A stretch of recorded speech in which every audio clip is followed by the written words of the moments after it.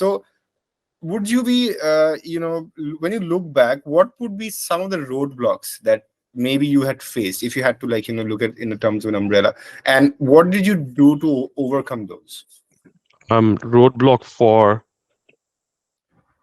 Just, in terms of your, career, trying to transition, trying to come from, as you said, you had a great job, had a great, thing going on, and then you had accepted the challenge. That that is. So in terms of all that, what do you think that some of the roadblocks you face, and how did you, keep yourself motivated through that? You answered my question actually. The change is the biggest roadblock, right?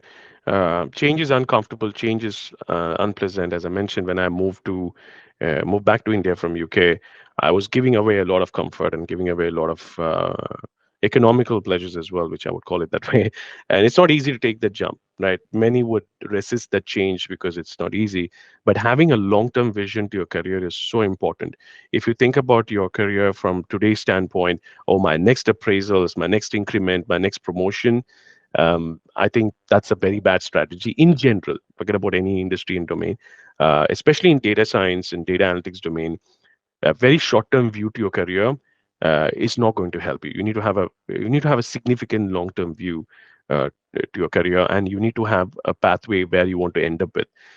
One of the easiest way to assess it is that the classic question, where do you see yourself 5 years from now? Uh, if anybody gives you an answer for that, that means they're literally dreaming, right? They're hallucinating. Nobody knows what's going to be our careers in 5 years. But if somebody would come and ask me, how do you see yourself in the next 1 or 2 years? You should have very clear roadmap on what you think that is.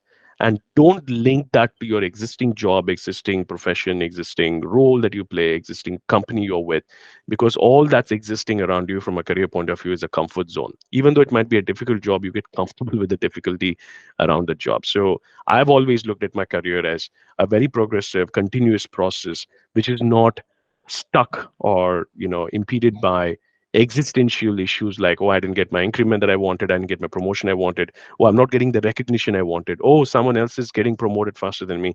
These things are your biggest roadblocks. So don't resist change. Don't get stuck with what you have today. Don't focus on short-term goals significantly. You need to focus on it, but don't spend a lot of your bandwidth on it.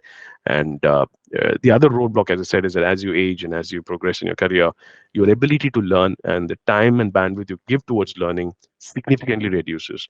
I consciously spend 3 to 6 hours every weekend learning something, right? And it's a very easy, it's a practice. Once you start practicing it, it's the easiest thing you can do. The whole week I'm focusing on my job. The weekends I focus on myself and learning something new. It could be anything, Somik. It doesn't have to be your industry. Learn something erratic, right? It could be about movies, it could be about comics, it could be, but that learning process stimulates your brain to keep thinking and your ability to connect the dots. So the biggest roadblock to answer your question is change and resisting change, getting stuck with your existential problems today as you deal with today, and inability to learn. So that's how I'll put it.